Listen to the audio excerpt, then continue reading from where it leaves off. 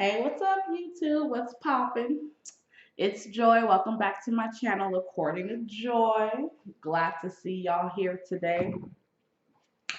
Wanted to come and bring an update. I know videos has been kind of spotty. They all over the place type deal.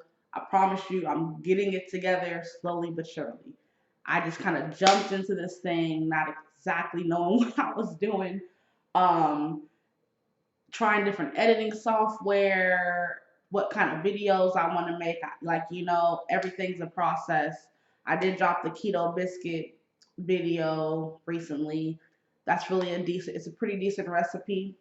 I'm gonna do a little more tweaking to it, see if I can make it even better. I'm sure that I can.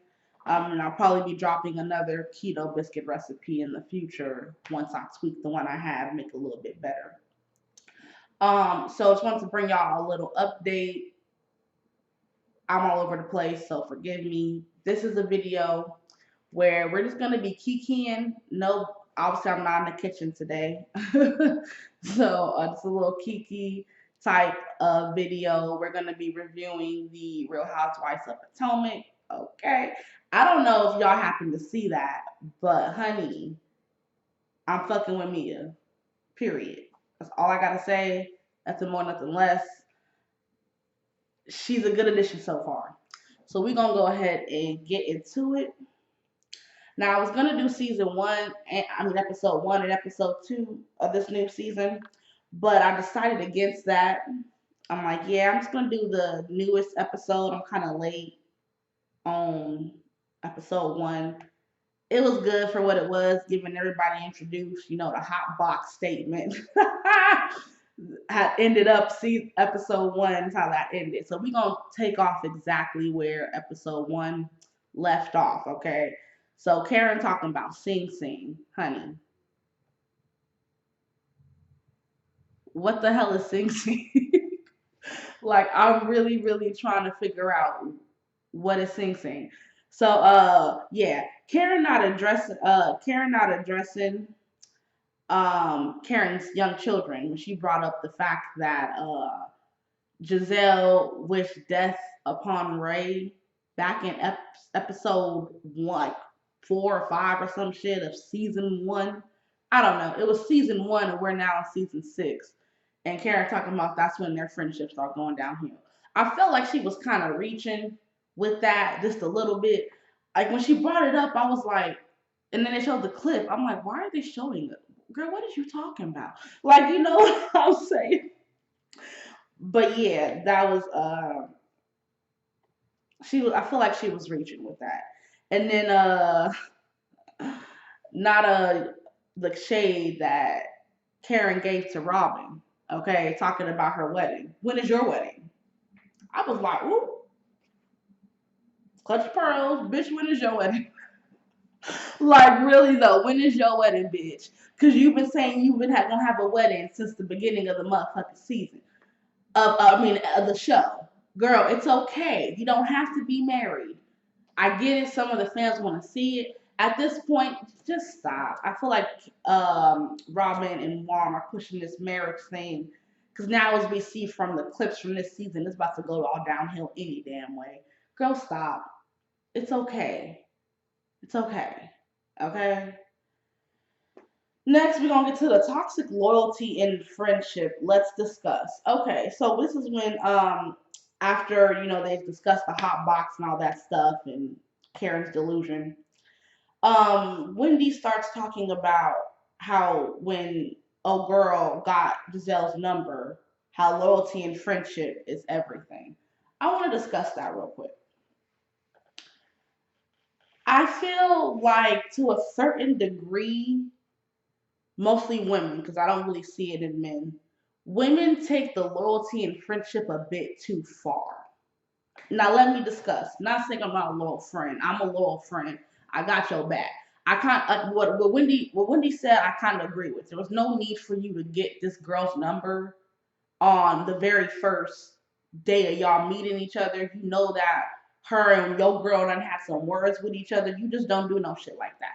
However, I'm not saying that you go in there with a nasty attitude and this preset notion of how that person's going to be based on your girlfriend's experience.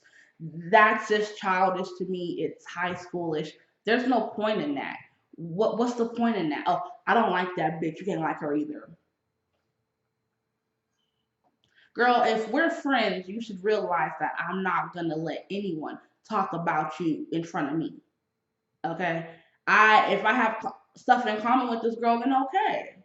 That doesn't mean that we sitting around bragging and talking shit about you all day. That's not gonna happen. But at the end of the day, that's kind of what I want to discuss about that. Like I agree with what Wendy said.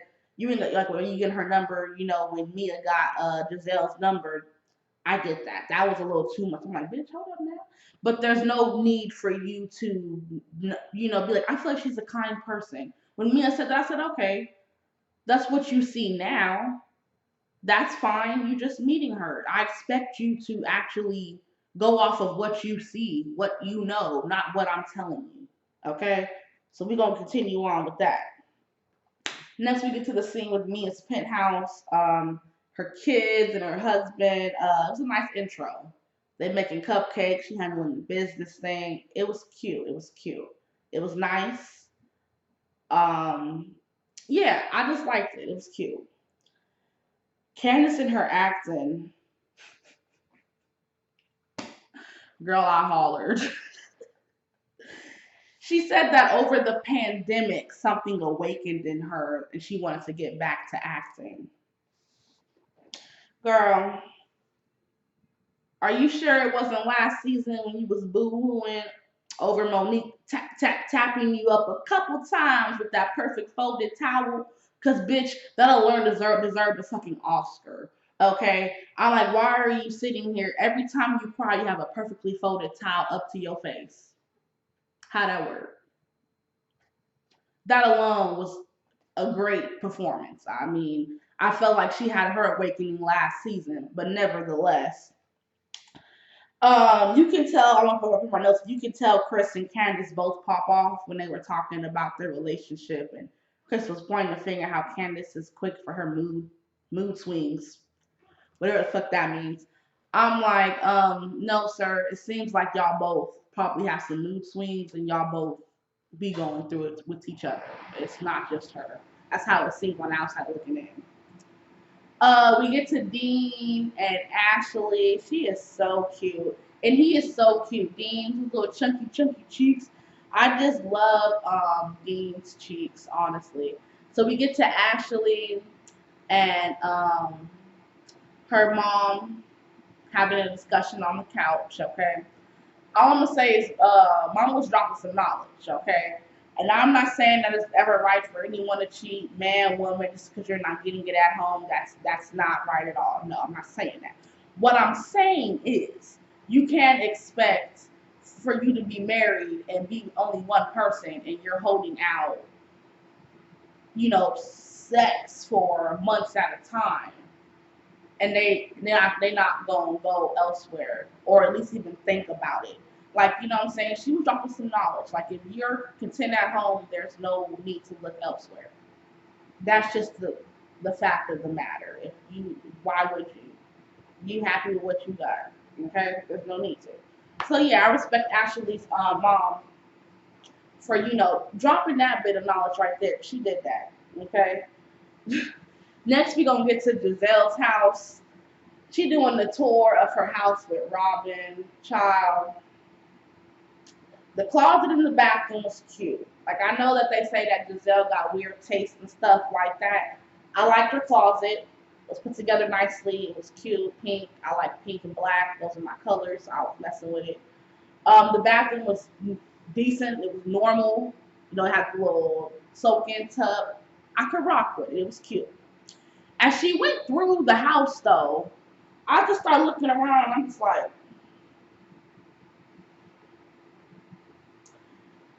there's too much sparkly shit catching my eye. Like, there was just silver sparkly stuff everywhere. I'm just like, okay, sparkly, sparkly, sparkly, sparkly. I'm like, damn, bitch. Like, you know what I'm saying?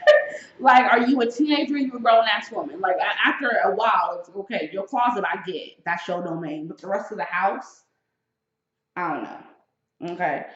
And then the purple wall when she went to like the purple wall. Now I know my wall in the back is blue. My kitchen area is blue. Okay, it's blue. But motherfucker, I'm in an apartment. Okay, I don't own this. I'm not painting this. This how this shit came. This how it's gonna get left. Okay, I ain't doing all that extra mess. So yeah, I have an excuse as to why my shit blue. I don't know why her shit is like a royal purple in the dining area. I'm like, girl, if it was in a different room, maybe. But where you sit down and eat, I don't like that. Okay. And then Robin brought up her house, the exterior. I didn't even notice the exterior was like that till Robin brought it up. It literally does look like a house attached to like a 1 story long house. That is exactly how it looks. It does. It yes. She could have did something better with the building, but overall I think that she can it's a decent sized house. So you got plenty of space.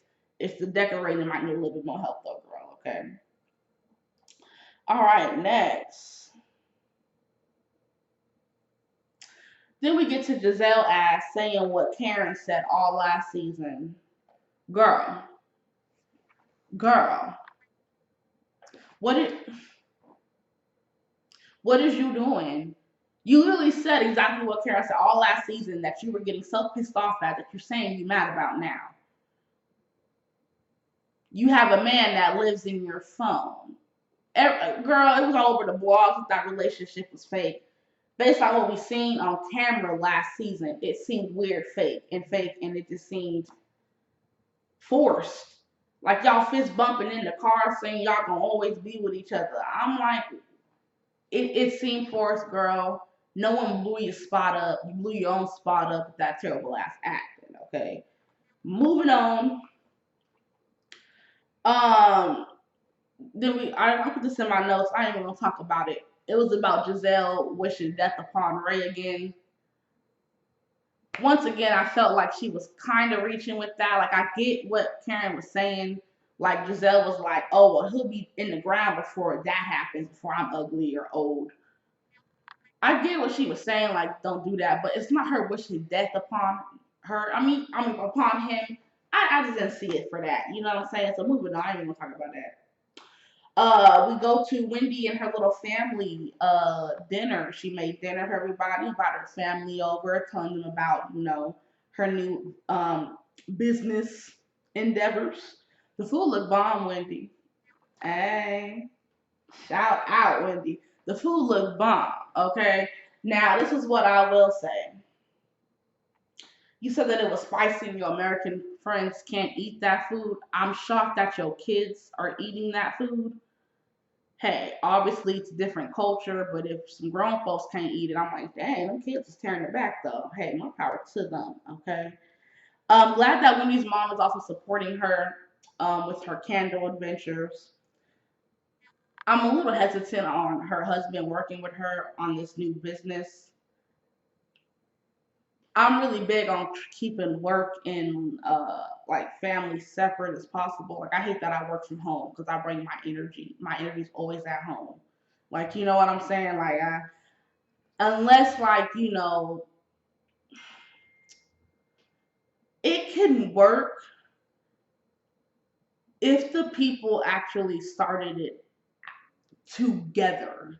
Based on what I'm seeing now, it seems like what Wendy was saying, her husband's not Eddie's not really supportive of the business, thinks she's just doing it as a hobby type of deal. I'm just like, I wouldn't be pushing him to be there for you if you don't really even believe in it. Like, you know what I'm saying? That's how I feel about that. But hopefully it works out for them and it doesn't cause issues in the future because that's normally what happens when families work together. Okay. Moving on, we get to Giselle and her kids ripping her a new one. They talking about how their mama don't know how to break up with people, honey, and how she doesn't have any emotional like maturity, essentially. And I'm just like, girl, this is one thing I will say about Giselle. Since season 1, episode 1, she has allowed her kids to speak their mind. And I totally respect that. There's never no, oh, I'm grown, don't talk to me, talking back. It's never been that with her. And for that alone, I give her props for being the kind of mom that listens to what her children says, takes it into account, takes it into account. Honey, I screamed though. Like her face was like, kind of like on the fucking reunion last season. She was shocked her kids were telling her all this. I'm like, girl, your kids are being real with you. It's obvious you don't know how to pick men. You don't know how to break up with them either. So I don't know, girl. Moving on. We get to Karen and her little party with the love party. Everybody comes through. I thought that was super duper cute with the newlywed game and everything, learning about everybody. But before the newlywed game, apparently Wendy, Dr. Wendy, the usage, she had got into it, child, with Mia. Okay, let me see here. So yeah, she got into it with Mia, trying to call her out for getting Giselle's number early on in the episode. And she wanted the smoke until she realized Mia was with the smoke. She said, "My hands are in your face. What are you gonna do about it?" I was like, "Oh, girl, what you gonna do about it, Dr. Wendy?" And Candace asks, like, "We're not doing this." I'm like, "Right, girl, we don't need you to have a heart attack on the couch over there. Just chill out and relax. No, we're not doing it. It's okay." Okay. But yeah, it was funny. It was funny. The Candace brought up Mia's busted ass bean. Y'all listen, I liked about died when Candace said that. I like the busted up bean. Oh my gosh. Child. Anyway, that kind of concluded the episode. We ended up with the newlywed game, and then of course we do a snap of next week and how that's gonna go. I'm really liking Potomac so far this season. I didn't watch Potomac from the very, very beginning when it first dropped. I actually caught up on Potomac uh, last year during quarantine. No, no, the year before that, 2019. I just watched them all to where they were at, and I watched last season as it dropped. I was watching it with everyone else. So yeah, I watched up to season 4 on Hulu. Come through Hulu. Okay, and I was like, okay, I like this one because I watched Atlanta too, and Atlanta's kind of getting a little stale. I don't know what they're doing over there, child. It's a mess. But anyway, that's my review for Russell Potomac, y'all. Definitely get into it, sweetie. Call me Dr. Wendy, okay? But yeah, I'm about to get out of here, y'all. I start my shift in about 20 minutes. Thank you for coming on the channel. Like, subscribe, share to anyone that needs some joy in their life. Okay, give it to them. Y'all have a great freaking day. Be safe. Bye.